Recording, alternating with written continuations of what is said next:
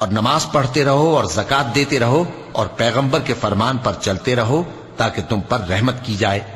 اور ایسا خیال نہ کرنا کہ کافر لوگ ہم کو زمین میں مغلوب کر دیں گے، ان کا ٹھکانہ دوزخ ہے اور وہ بہت برا ٹھکانہ ہے۔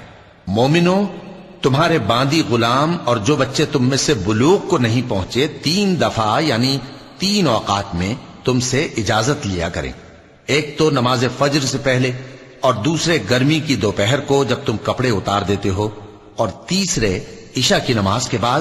یہ 3 وقت تمہارے پردے کے ہیں، ان کے آگے پیچھے یعنی دوسرے وقتوں میں نہ تم پر کچھ گناہ ہے اور نہ ان پر، کہ کام کاج کے لیے ایک دوسرے کے پاس آتے رہتے ہو۔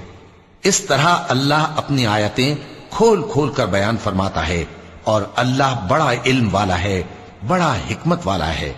اور جب تمہارے لڑکے بالغ ہو جائیں تو ان کو بھی اسی طرح اجازت لینی چاہیے جس طرح ان سے اگلے یعنی بڑے آدمی اجازت حاصل کرتے رہے ہیں۔